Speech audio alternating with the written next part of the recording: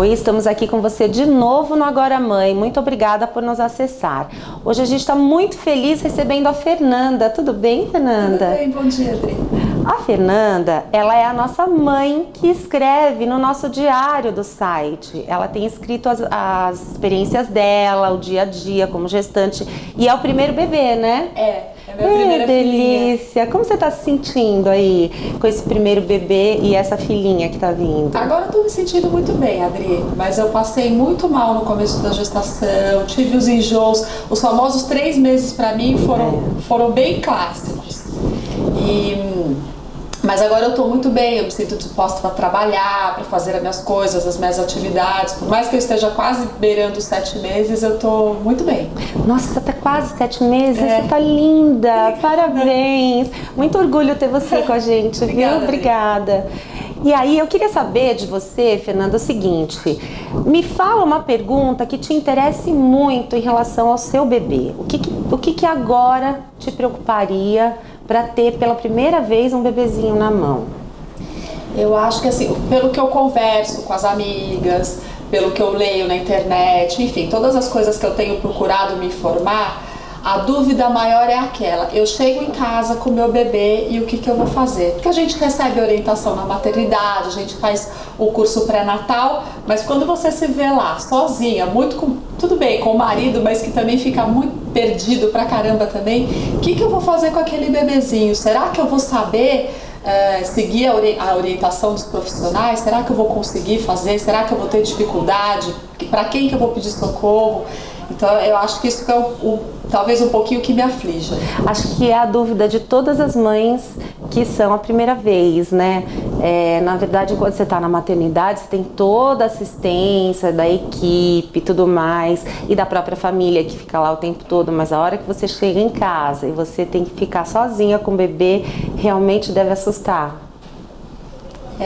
Principalmente porque assim, tem bebês que são mais calmos, mas tem bebês que são mais agitados. Eu não sei como é que a minha filha vai ser, então isso também gera um pouco uma ansiedade, né? Porque, e se for um bebê agitado? E se for um bebê que chora muito?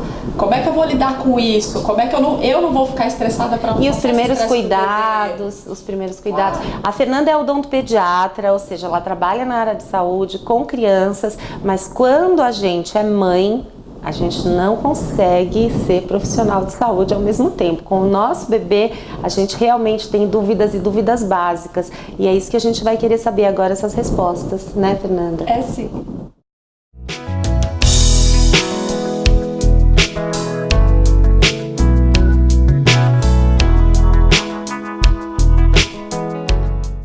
O aleitamento materno é fundamental para o bebê. Ele deve se manter até os 2 anos de idade, mas exclusivamente até os 6 meses. Alguns bebês, eles não têm condição de fazer o aleitamento materno e necessitam da introdução de fórmulas alimentares. E esse tipo de fórmula vai ser indicada para o pediatra de acordo com cada paciente. Existem fórmulas antialérgicas, fórmulas que dão menos gases, fórmulas hipoalergênicas ou extensamente hidrolisadas que evitam qualquer tipo de alergia, fórmulas de soja, leite integral. Então, essa informação deve seguir adequadamente a orientação do pediatra. Se um bebezinho começa com alguma alergia de pele, um vermelhinho no rosto, um vermelho no corpo, e que começa a coçar, que você verifica que está diferente do normal, é importante levar para um pediatra, porque existe uma alergia ao leite. A alergia do leite não vem do leite materno, a alergia do leite vem do leite de vaca que a mãe toma. Então, existem orientações que devem ser dadas à mãe para ela mudar a alimentação dela, para que continue o aleitamento materno se essa criança tiver ainda menos que 6 meses, e a gente consiga melhorar a qualidade de vida e melhorar a alergia. Algumas vezes é necessário parar com o aleitamento materno e entrar com fórmulas exclusivas, mas são casos diferentes, casos mais graves, que é importante a orientação do pediatra ou do especialista em alergia neste caso. Outros tipos de alergia de pele também podem acontecer devido ao uso de produtos, tanto da mãe quanto do bebê. Então também na hora de lavar a roupa do bebê é importante você usar um sabão de coco, um sabão neutro, porque produtos muito químicos na hora de lavar a roupa do bebê também pode desencadear uma alergia na pele do bebê. Outros tipos de alergia acontecem depois que a criança começa o primeiro contato com os alimentos, no qual ela pode ter alergia a outros tipos de alimento, e aí tem que ser feita uma avaliação com um especialista. Muito obrigada!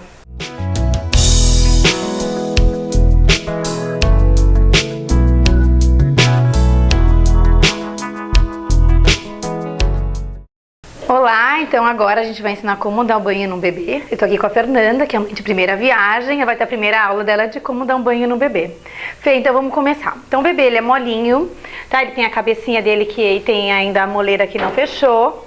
Na hora do banho, a gente vai segurar na cabeça, é o mais importante. Então você vai segura o bebê aqui, tá? Agora sim, você vai colocar a mão, um dedo aqui numa orelha e o dedão na outra orelha, tá? Então aqui a gente vai fechar a orelha para não entrar água. Então ela vai colocar um dedo em cada orelha, vai colocar a outra mão embaixo do bebê e vamos colocar ele dentro da água. Nesse momento, você consegue jogar água com a outra mão, não tem problema. O bebê tá apoiado, ele tá apoiado aqui na minha mão, que seria no fundo da banheira. O mais importante é você segurar a cabeça. E o banho começa de cima para baixo. Então, onde é mais limpo e vai descendo para onde é mais chuto, seriam os genitais e os pés. Então, a água, o sabão, você geralmente, o ideal é um sabão sem adstringente, sem sabão. Várias marcas têm esse tipo de sabonete. O ideal é também aquele que você consegue apertar para você não segurar na mão, é mais fácil de manusear. Você coloca o sabão, um pouquinho de água e aí você vai lavar a cabeça. Então, você começa lavando a cabeça sem se preocupar com o bebê aqui, você vai se preocupar com o rostinho. Lava a cabecinha, aí você pode pegar a água e joga a água. Não tem problema de jogar água no rosto, tá? Você vai jogar aqui, geralmente cai pra baixo, pode cair um pouquinho no rosto, não tem problema. Depois a gente vai fazer uma limpeza de rosto, do narizinho e do ouvido, junto com a otorrino, ela vai explicar um pouco mais. Aí você vai pegar do mesmo jeito e vai continuar passando pelo corpo, aí você desce, passa no genital e os pezinhos. E com isso você acaba o banho. Você vai pegar o bebezinho, a toalha, que vai ser seca, o bebê tem que ser bem macia, o ideal é com forro de toalha, para o bebê não se machucar e não irritar a pele do bebê. O ideal é a toalhinha que você coloque o capuz e enrole o bebê. Lembrar que antes do banho existem alguns passos que devem ser lembrados. Primeiro, aquecer a água na temperatura adequada antes de colocar o bebê. Então, no máximo 36 graus a temperatura da água. Você testa com o cotovelo ou você coloca um termômetro. Você já preparou o ambiente, ou o quarto está quentinho, ou o banheiro está quentinho, e você já lavou as suas mãos antes de começar a dar o banho no bebê. E já separou a roupinha, a fraldinha, tudo antes. Então, a hora que o bebê saiu, você enrola ele na toalha e ele tá pronto para seguir com os cuidados. Obrigada!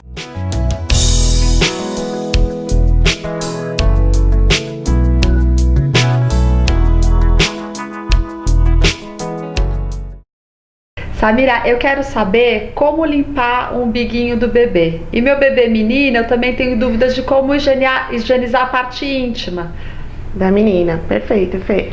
Bom, ao nascimento, após o nascimento, o médico corta o cordão umbilical do bebê.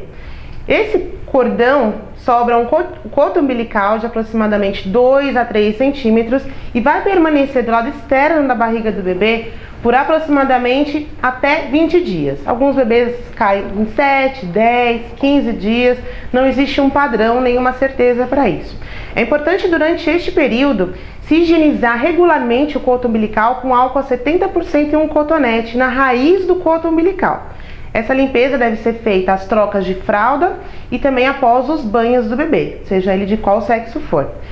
Duas dicas importantes: a fralda pode ficar por cima do coto umbilical, não tem problema, não amassa, não aperta e não machuca. E outra dica importante é que não pode enfaixar o umbigo, né? Então muitas pessoas acreditam que se enfaixando o umbigo não vai ficar saltado durante a sua primeira infância, o que é um mito, na verdade, e não deve ser levado em consideração. O ideal, então, é só o álcool, a limpeza e a oclusão com a fralda. É bem simples. Após a caída, né, o desprendimento desse coto, por mais uns 10 dias essa limpeza deve ser mantida, porque ainda vão surgir secreções, sujidades de sangue, e tudo isso pode trazer alguma infecção para o bebê, porque nós temos na nossa pele bactérias que são naturais do nosso corpo e elas podem migrar para o umbigo, causando eventualmente uma infecção. Na dúvida, a gente passa um álcool a 70%, mantém essa limpeza até estiver completamente limpa e seca a cicatriz umbilical. No caso da higienização da menina, a limpeza é muito importante em relação ao sentido da sua limpeza. Sempre de frente para trás, com algodão úmido, em água morna, tá? Porque no ânus nós também temos bactérias que, se levadas à vagina, podem trazer infecções ou até mesmo alguns corrimentos. Para as meninas é importante saber que a região vaginal pode ser um pouquinho vermelha, inchada e nos primeiros meses, até 1 mês e meio, 2, podem surgir secreções amareladas ou esbranquiçadas ou mesmo com um pouquinho de sangue. Não se assuste, isso é normal por conta das ações hormonais maternas. Então as mães passam esses hormônios durante a gestação, a filha ainda tem essa quantidade de hormônios e acaba manifestando esses sintomas. Não desaparecerem em 2 meses, aí sim, procura um pediatra de confiança, pediatra do seu filho, e ele sim vai te dizer se está normal ou não. No caso do menino, higienização normal, também com algodão, água morna. Não precisa fazer exercício no prepúcio, que é aquela pelinha que cobre a glande do pênis. Tá? Atualmente, essa recomendação não é mais aceita. Alguns pediatras gostam de fazer exercício como uma forma preventiva. Não tem problema fazer. O importante é que ele te ensine como fazer, para que você não machuque o seu bebê.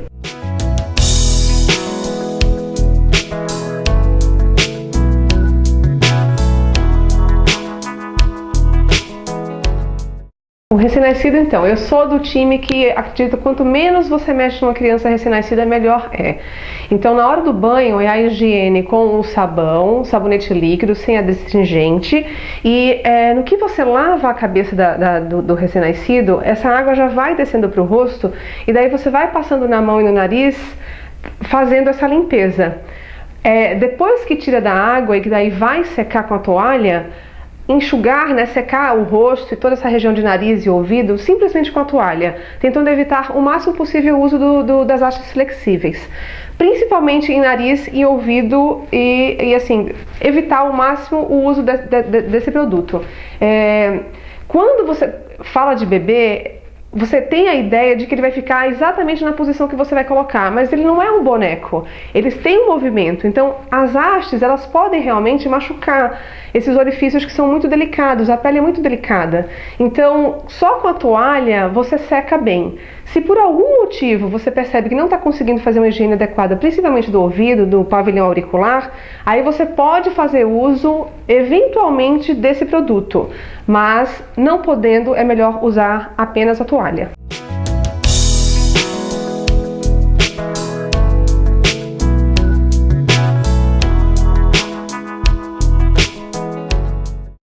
Doris, a minha dúvida é a seguinte, o bebezinho recém-nascido, a gente deve fazer a limpeza da boca, usar gás, usar fraldinha, não deve fazer?